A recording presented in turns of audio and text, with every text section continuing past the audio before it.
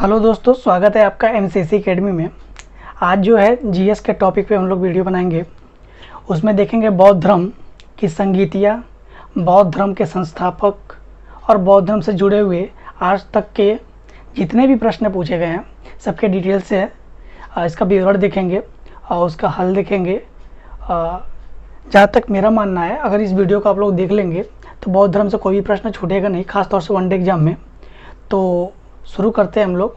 सबसे पहले जो है बौद्ध संगीतियाँ ही दिखते हैं, उसके बाद से बौद्ध धर्म के पूरे डिटेल देखेंगे कि उसकी स्थापना किसने किया और गौतम बुद्ध के जीवन के बारे में सारी चीज़ें। ठीक है, तो देखते हैं हम लोग। पहला जो ट्रिक होगा, ट्रिक से देखेंगे हम लोग बौद्ध संगीतियाँ। तो देखते हैं हम लोग बौद्ध संगीतियाँ। बौद्ध संगीतियाँ जो है, इसको 4 बौद्ध संगीतियाँ हुआ है अभी तक के बौद्ध धर्म में। जो 4 बौद्ध संगीतियाँ हुई है उसको जो है हम लोग बाय ट्रिक देखेंगे।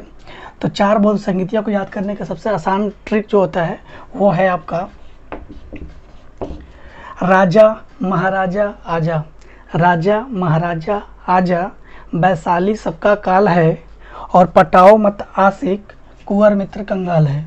फिर से समझिए, राजा महाराजा आजा, वैशाली सबका काल है, पटाओ मत आशिक कुंवर मित्र कंगाल है। ये जो है 2 लाइन है। अगर 2 लाइन आप याद कर लेते हैं तो ये मेरी गारंटी है 12 प्रश्न आपका यहीं पे तैयार हो जाएगा। तो इसमें देखते हैं 12 प्रश्न में क्या क्या चीज़ें हैं। सबसे पहले जो है ये राजा जो है, ये जो है आपको बताएगा कि पहली बौद्ध संगीति कहाँ पे हुई थी।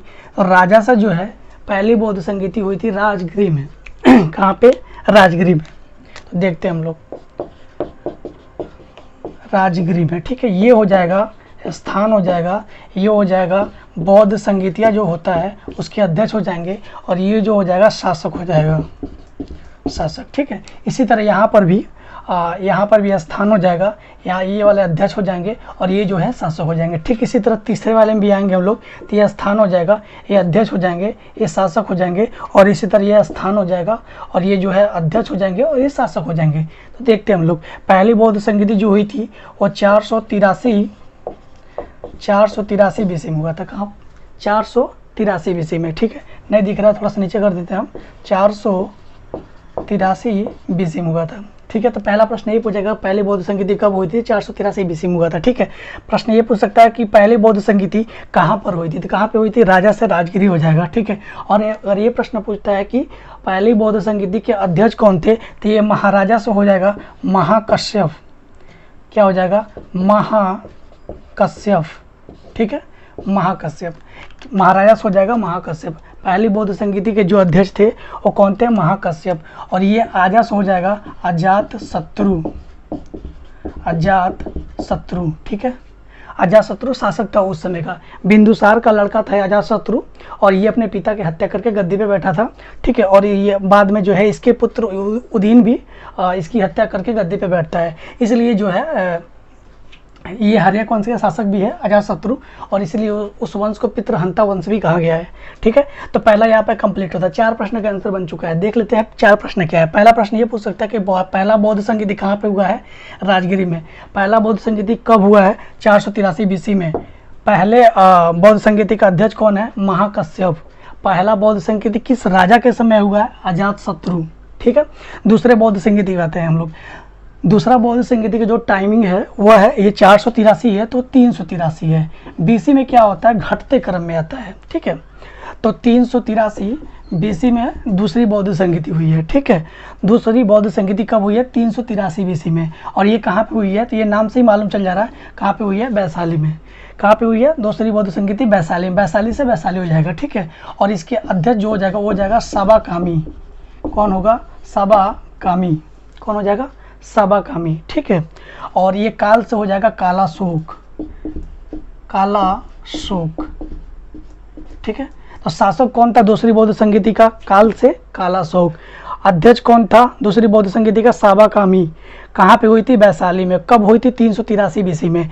तो ये क्लियर हो, राजा महाराजा आजा से ये पहला बौद्ध संगीति। दूसरा बौद्ध संगीति है वैशाली सबका काल है, तो वैशाली से वैशाली में सबका से साबाकामी अध्यक्ष हो जाएगा, काल से काला शोक हो जाएगा। तीसरी बौद्ध संगीति भी हम लोग आते हैं पटाओ मत आशिक। ठीक है, तीसरी बौद्ध संगीति जो हुई थी वो हुई थी 255 बीसी में। कब हुई थी? 255 BC में। ठीक है, तो कहाँ पे हुई थी ये स्थान को स्थान को शो कर रहा है। पहले वाला जो है पहला वाला जो लेटर है शब्द जो है वो स्थान को शो कर रहा है। तो पटावा से हो जाएगा पाटलिपुत्र। पाटलिपुत्र आधुनिक नाम पटना है। आधुनिक नाम क्या है? पटना में। अब तीसरी बौद्ध संगीति कहाँ पे हुई थी? पाटलिपुत्र पटना में। ठीक है, और ये जो है मत से हो जाएगा अध्यक्ष। तो इनका नाम जो है मोगलीपुत्र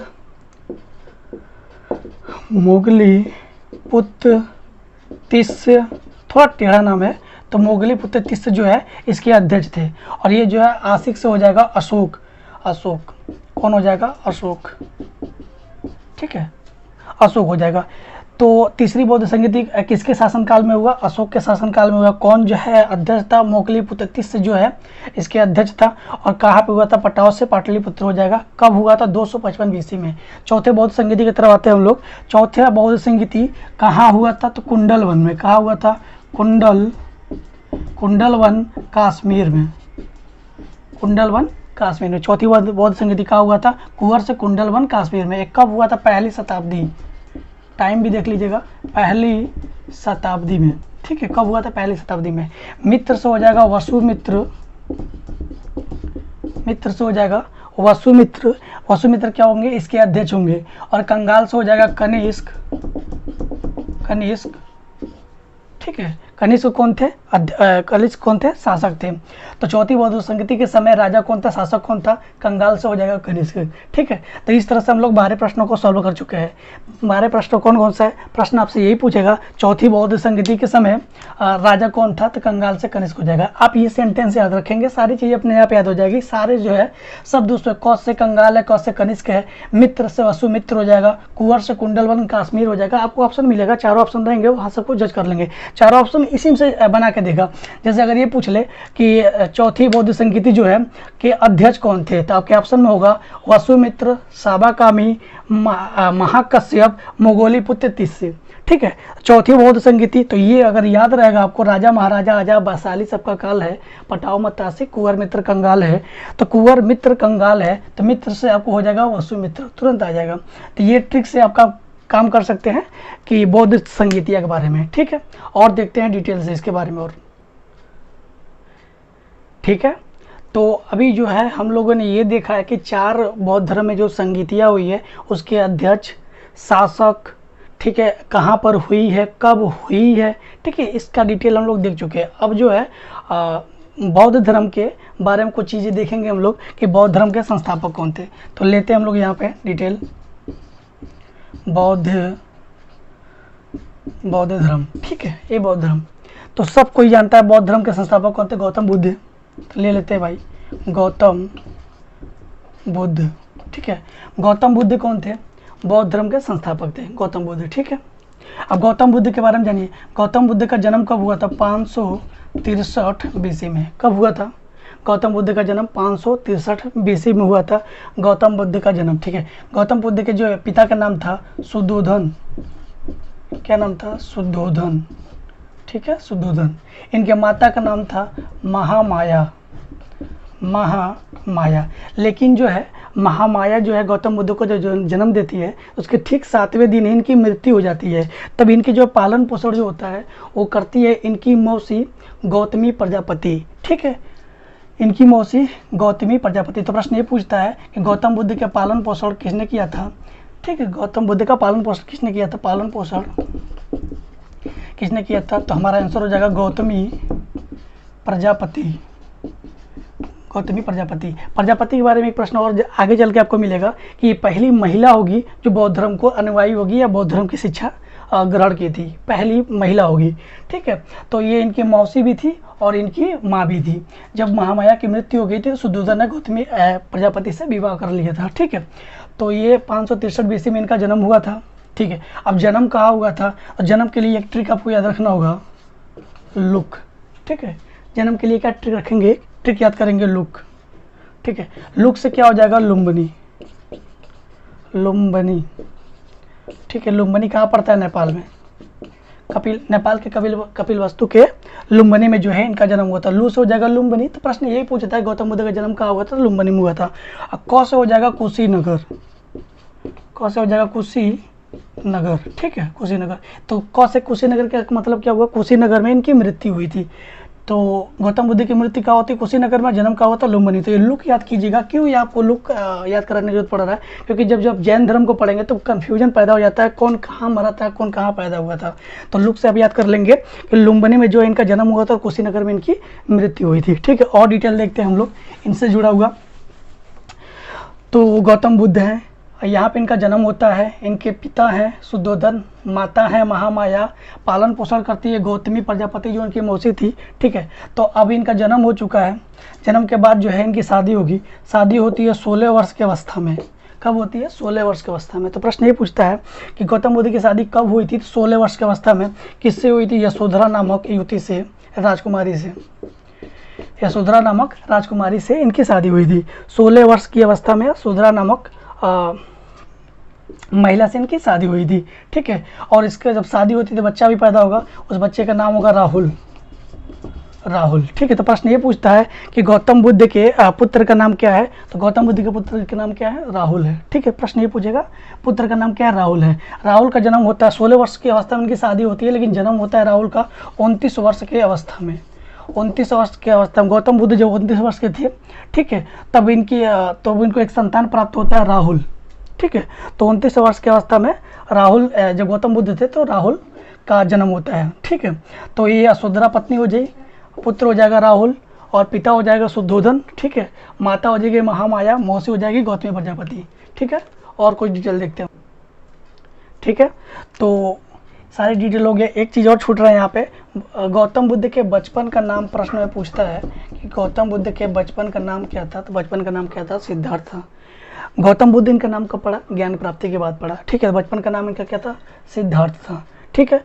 अभी यहाँ पे क्या होता है, जब गौतम बुद्ध की शादी हो जाती है उसके बाद से जो है गौतम बुद्ध एक तय था कि राजा बनेंगे, लेकिन एक ज्योतिषी जो है भविष्यवाणी कर रखा था कि या तो गौतम बुद्ध बहुत बड़े राजा बनेंगे या तो सन्यासी बनेंगे। इसलिए इनके माता पिता जो है इनको महल से कभी जो है दूर जाने नहीं दिए थे, महल में ही रखे थे। सारी सुख सुविधा जो है महल में, महल से बाहर जाने नहीं थे। इनको समाज के बारे में कुछ नहीं मालूम था कि लोग जो बूढ़े भी होते हैं, बीमार भी होते हैं, मरते भी हैं, और इस तरह के लोग भी होते हैं।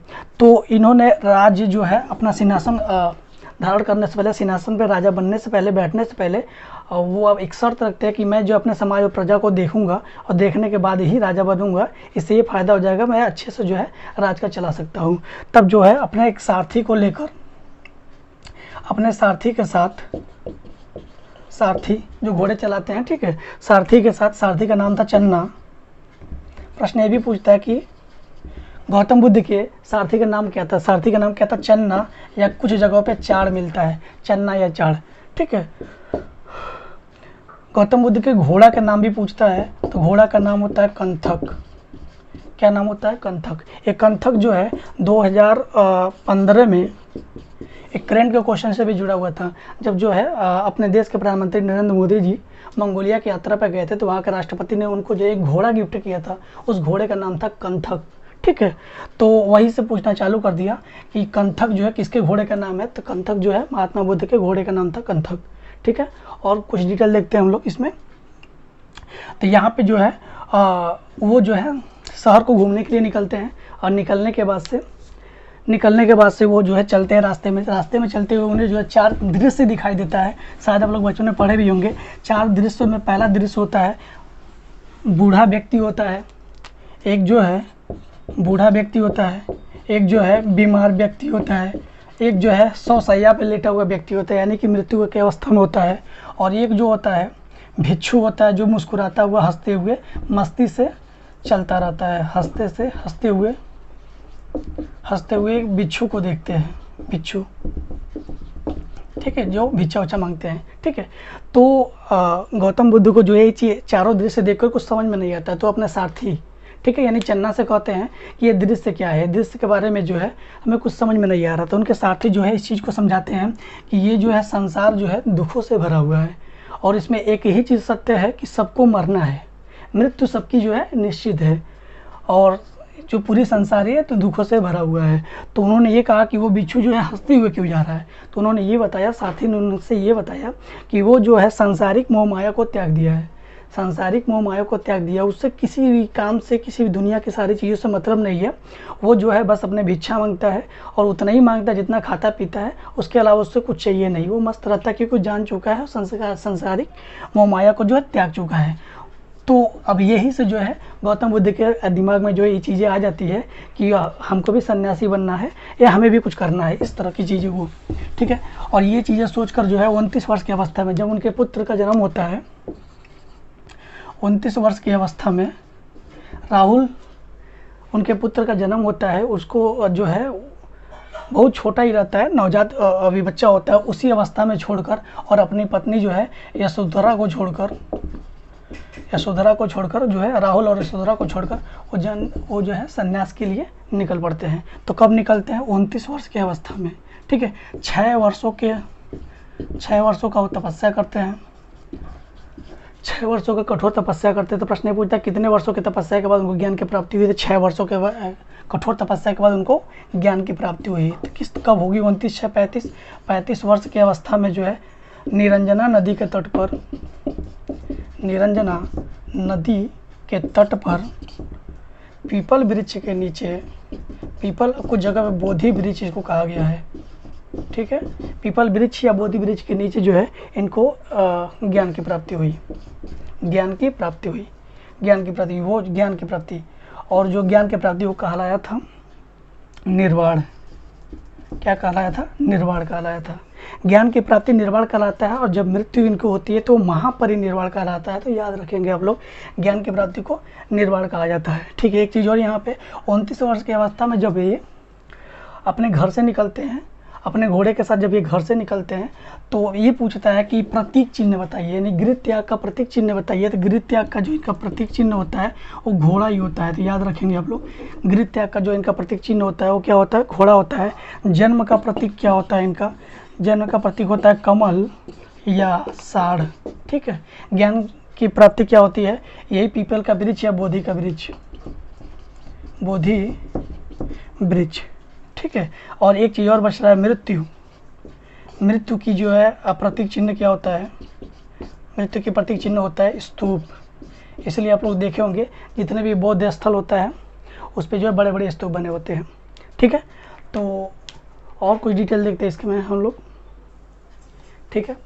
तो गौतम बुद्ध के 2 जो है गुरु होते हैं, उस गुरु के बारे में भी हम लोग जानेंगे।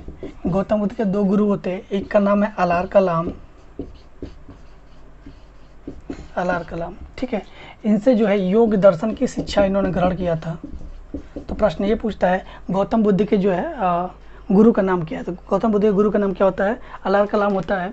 और इनके जो दूसरे गुरु होते हैं उनका जो नाम होता है, एक सेकंड, ठीक है। तो इनके जो पहले गुरु होते हैं अलार कलाम होते हैं, जो योग दर्शन की शिक्षा उनसे ग्रहण करते हैं। और दूसरे जो इनके गुरु होते हैं रुद्रक रामपुत्र होते हैं, जिससे उन्होंने सांख्य दर्शन की शिक्षा ग्रहण करते हैं। तो प्रश्न ऑप्शन में आप देख लीजिएगा, गौतम बुद्ध के जो गुरु का नाम अक्सर जो है सबसे ज़्यादा यही पूछता है और ऑप्शन में अलार कलाम रहता है। तो अलार कलाम हो जाएगा, या तो रुद्रक रामपुत्र होगा तो ये हो जाएगा, या तो दोनों होगा, ठीक है। अलार कलाम व रुद्रक रामपुत्र इनके गुरु होते हैं, ठीक है। अगर ऑप्शन में जो है इन दोनों के अलावा कोई भी एक रहेगा तो वो सही हो जाएगा। अगर दोनों रहेगा तो ए भी करके नहीं होगा, वो करके होगा। अलार कलाम या रुद्रक रामपुत्र दोनों इनके गुरु होते हैं, ठीक है। इसके अलावा जो है बौद्ध धर्म में त्रिरत्न है, उसका एक ट्रिक है हमारे पास, उसको कहते हैं हम लोग सबूध। यानी स से हो जाएगा संघ, भू से हो जाएगा बुद्ध और ध से हो जाएगा धम। तो पूछता है कि बौद्ध धर्म में त्रिरत्न क्या है? बौद्ध धर्म में त्रिरत्न कौन कौन से हैं? तो एक संघ है, एक बुद्ध है, एक धम्म है, ये त्रिरत्न कहलाए हैं, ठीक है। इनके जो है पहले शिष्य जो होते हैं, पहले शिष्य वो तपस्सु और भल्लुक नामक जो होते हैं पहले शिष्य होते हैं। तपस्सु पहले शिष्य, अगर प्रश्न पूछे इनके जो पहले शिष्य कौन है, तो एक तपस्सु होगा, एक भल्लुक होगा, ठीक है। इसको कई जगह पे कल्लिक भी कहते हैं, कल्लिक भी। तो तपस्सु और भल्लुक जो है इनके पहले शिष्य होते हैं। महिला शिष्य में अगर पूछ लिया जाए, महिला जो कौन सी महिला थी जिन्होंने पहले जो इनका शिष्य बनी थी, वो इनकी मौसी थी। कौन? गौतमी प्रजापति। कौन? गौतमी प्रजापति, ठीक है। महिला में सबसे पहले शिष्य कौन बना था? गौतमी प्रजापति इनकी सबसे पहले जो है महिला में शिष्य बनी थी। ठीक है, इन्होंने जो है सारनाथ में सबसे ज़्यादा जो है उपदेश दिया। सारनाथ में सबसे ज़्यादा जो है सारनाथ में इन्होंने जो पहला उपदेश दिया है, सारनाथ में इन्होंने जो है सबसे पहला उपदेश दिया है वो सारनाथ में दिया है। सबसे ज़्यादा जो दिया वो श्रावस्ती में दिया है। कहाँ दिया है? श्रावस्ती में। ठीक है, प्रश्न ये पूछता है कि पहला उपदेश इन्होंने कहाँ दिया था? सारनाथ में दिया। क्यों सारनाथ में दिया था? क्योंकि ये जो अब जो है निरंजना नदी का तट पे अपना जो है ध्यान लगाकर 6 वर्षों कठोर तपस्या कर रहे थे, जिनके साथ 5 शिष्य थे। तो जब 5.5 साल तक इनको ज्ञान की प्राप्ति नहीं होती तो 5 शिष्य जो है छोड़कर चले गए थे। जब इनको जो है अगले जो है 6 महीने में इनको जब ज्ञान की प्राप्ति हुई तो वहाँ पे एक सुजाता नामक महिला थी जिन्होंने खीर बनाकर इनको खिलाया था और इनके जो है अनशन जो ये भूखे प्यासे बैठे थे उसको तोड़वाया था। तो ये भी प्रश्न पूछता है खीर बना के खिलाया कौन था ज्ञान प्राप्ति के टाइम पे? तो सुजाता नामक महिला थी। तो वहाँ से जब ये सोचे कि सबसे पहले उपदेश हम उन्हीं को देंगे जो हमारे साथ बैठकर ज्ञान प्राप्ति के लिए बैठे थे। 5 शिष्य थे वो, इसीलिए जो है उन्हीं में सबसे पहले जो सबसे पहले वो कहाँ गए थे? सारनाथ में गए थे, जहाँ वो 5 शिष्य थे। ठीक है, तो सारनाथ में सबसे पहला उपदेश कहाँ दिए थे? सारनाथ में सबसे ज़्यादा उपदेश कहाँ दिए थे? श्रावस्ती में। श्रावस्ती में सबसे ज़्यादा उपदेश क्यों दिए थे? क्योंकि बौद्ध धर्म में ऐसा माना जाता है कि बरसात के मौसम में ये कहीं जाते नहीं थे बौद्ध भिक्षु लोग, क्योंकि उन्होंने ऐसा माना था, इन लोगों ने ऐसा मानते थे कि जो है बरसात के टाइम में कीड़े मकोड़े जो है पानी के क्या बोलते मिट्टी के ऊपर होते हैं और पैरों से दब के मौत हो सकती है, जो कि पाप होता है। इसलिए जो है श्रावस्ती के टाइम में गौतम बुद्ध बरसात के टाइम में श्रावस्ती में जो है गौतम बुद्ध जो है अपने जो है सबसे ज़्यादा समय बिताए थे। सबसे ज़्यादा समय बिताने के कारण जो है सबसे ज़्यादा उपदेश जो है श्रावस्ती में ही गौतम बुद्ध दिए थे। ठीक है, प्रश्न ये पूछता है कि गौतम बुद्ध जो है अपना अंतिम उपदेश किसको दिए थे? तो अपना अंतिम उपदेश जो दिए थे वो सुभच्छ को दिए थे। अंतिम उपदेश प्रश्न ये पूछता है अंतिम उपदेश किसको दिए थे? तो सुभच्छ को दिए थे। सुभच्छ नामक व्यक्ति को अंतिम उपदेश दिए थे। उस उपदेश देने के बाद से वो जो है अपने दूसरे शिष्य के पास जाते हैं कुशीनगर में, और उसका नाम होता है चुंदलोहार। और वहाँ पर जो है चुंदलोहार द्वारा पोर्क की मीट जो है उनको सेवन करने के लिए दिया जाता है। वो मीट सेवन करने के बाद से उनको अतिसार या पेचिश रोग हो जाता है, इसके बाद 80 वर्ष की अवस्था में इनकी जो है कुशीनगर में मृत्यु हो जाती है। 80 वर्ष की अवस्था में कुशीनगर में मृत्यु हो जाती है। बीसी में होगा 483 बीसी। ठीक है, तो प्रश्न ये होगा उनकी मृत्यु कब हुई? 483 बीसी में। कितने वर्ष की अवस्था में? 80 वर्ष की अवस्था में। ठीक है, कुछ और डिटेल है जिसको हमें देखना होगा, ये एग्जामों में बहुत पूछा जाता है, तो इसको एक बार फिर से देख लेते हैं हम लोग। प्रतीक चिन्ह, प्रश्न ये पूछेगा कमल या साढ़ जो है किस चीज़ का प्रतीक चिन्ह है? तो ये जन्म से है, यानी महात्मा बुद्ध का जो जन्म हुआ तो उसका एक प्रतीक चिन्ह है वो कमल और साढ़ के रूप में प्रतीक चिन्ह माना गया है। ठीक है, गृह त्याग का प्रतीक चिन्ह क्या है? घोड़ा है। गृह त्याग का प्रतीक चिन्ह क्या है? घोड़ा है। ठीक है, और गृह त्याग को जो बौद्ध धर्म के त्रिपिटक ग्रंथ में जो है गृह त्याग को कहा गया है महाभिनिष्कर्मण। क्या कहा गया है? महाभिनिष्कर्मण कहा गया है। ठीक है, और जो है ज्ञान प्राप्ति का जो है प्रतीक चिन्ह क्या है? पीपल या बोधि वृक्ष, दोनों में से कोई एक चीज़। पीपल ही है तो ज्ञान प्राप्ति के बाद उसका जो है बोधि वृक्ष के नाम से नामकरण कर दिया गया था। तो ज्ञान प्राप्ति का प्रतीक चिन्ह क्या है? पीपल या बोधि वृक्ष। और इसको जो है त्रिपिटक में कहा गया है निर्वाण। क्या कहा गया है? निर्वाण कहा गया है। ठीक है, और जो है मृत्यु का इनका जो प्रतीक चिन्ह क्या है? स्तूप है। मृत्यु का प्रतीक चिन्ह क्या है? स्तूप है। इसको जो है त्रिपिटक में कहा गया है महापरिनिर्वाण कहा गया है। क्या कहा गया है? महापरिनिर्वाण कहा गया है। ठीक है, जन्म कब हुआ था? 563 बीसी में हुआ था। ठीक है, और जो है घर त्याग किए थे 19 वर्ष की अवस्था में। ठीक है, ज्ञान की प्राप्ति हुई थी 35 वर्ष की अवस्था में। 35 वर्ष की अवस्था में, और इनकी मृत्यु हुई थी 80 वर्ष की अवस्था में। इनकी मृत्यु कब हुई थी? 80 वर्ष की अवस्था में। कब हुआ था? 483 में, 483 बीसी में। ठीक है, 483 बीसी में। इसी जब इनकी मृत्यु हुई थी उसी समय जो है पहली बौद्ध संगीति भी हुई थी 483 बीसी में। ठीक है, जो आखिरी बौद्ध संगीति हुई थी कनिष्क के टाइम में, पहली शताब्दी में। उसी बौद्ध संगीति के बाद से बौद्ध धर्म 2 भागों में विभक्त हो गया, हीनयान और महायान। ठीक है, तो आपसे सिर्फ यही पूछेगा कि किस बौद्ध संगीति के बाद जो है 2 भागों में विभक्त हुआ था बौद्ध धर्म, तो हीनयान और महायान। ठीक है, एक बार फिर से रिवीजन कर लेते हैं हम लोग। ठीक ठीक है, तो जल्दी जल्दी एक बार फिर से रिवीजन कर लेते हैं हम लोग कि बौद्ध धर्म के बारे में कुछ इंपॉर्टेंट चीज़ें जो आपको याद ही रखना है। अगर याद रख लेंगे फिर बौद्ध धर्म को पढ़ने की जरूरत नहीं है। फिर से देख लेते हैं। गौतम बुद्ध, ठीक है, कौन है गौतम बुद्ध? बौद्ध धर्म के संस्थापक गौतम बुद्ध, ठीक है। गौतम बुद्ध के बचपन का नाम क्या है? सिद्धार्थ है। क्या नाम है? सिद्धार्थ है। इनका एक नाम और था, शाक्य मुनि। क्या नाम था? शाक्य मुनि। क्यों शाक्य मुनि? क्योंकि शाक्य कुल में पैदा हुए थे, इसलिए शाक्य मुनि इनका नाम है, ठीक है। तो गौतम बुद्ध के बचपन का नाम सिद्धार्थ था और इनके एक और नाम था शाक्य मुनि था। गौतम बुद्ध का जन्म कब हुआ था? 563 BC में, ठीक है। जन्म हुआ। इनके पिता का नाम क्या था? शुद्धोधन। पिता का नाम क्या था? शुद्धोधन, ठीक है। माता का नाम क्या था? महामाया, ठीक है। इनके लालन पालन पोषण कौन किया था? गौतमी प्रजापति, गौतमी प्रजापति, ठीक है। इनकी जो पत्नी का नाम क्या था? यशोधरा। पत्नी का नाम क्या था? यशोधरा, ठीक है। इनके पुत्र का नाम क्या था? राहुल। इनके पुत्र का नाम क्या था? राहुल, ठीक है। 29 वर्ष की अवस्था में ये जो है घर को त्याग करते हैं। 29 वर्ष की अवस्था में घर को त्याग करते हैं। 6 वर्ष का तपस्या करते हैं ये, ठीक है। 35 वर्ष की अवस्था में इनको ज्ञान की प्राप्ति होती है, ठीक है, ज्ञान की प्राप्ति होती है। 80 वर्ष की अवस्था में जो है इनको मृत्यु हो जाता है, ठीक है। ज्ञान प्राप्ति के बाद जो है सारनाथ में पहला उपदेश देते हैं ये, ठीक है। सारनाथ में अपना पहला उपदेश, अंतिम उपदेश कुशीनगर में देते हैं और वहीं पे जो इनकी मृत्यु हो जाती है, ठीक है। तपस्या करते हैं निरंजना नदी के तट पे, कहाँ पे? गया में, गया जो कि बिहार में है, ठीक है। जन्म जो है लुम्बिनी में हुआ था। जन्म कहाँ हुआ था? लुम्बिनी में हुआ था। लुम्बिनी कहाँ पड़ता है? नेपाल में, लुम्बिनी में, ठीक है। जन्म हुआ था लुम्बिनी में। तो ये कुछ डिटेल है जो आपको हर एग्जाम में पूछता है। तो ये चीज़ें आपको याद रखना है। इनके पिता का नाम, इनके पत्नी का नाम, इनके पुत्र का नाम, कब जो है ज्ञान की प्राप्ति हुई, कब इनकी मृत्यु हुई? 483 BC में, ठीक है। और जो है बौद्ध संगीति आप पूरा ध्यान दीजिए, पूरा जो है बौद्ध संगीति अच्छे से देख लीजिएगा, ट्रिक के माध्यम से था, ठीक है। तो आज के लिए इस वीडियो में इतना ही। अगर अच्छा लगे तो लाइक और सब्सक्राइब कर दीजिएगा, ठीक है। धन्यवाद।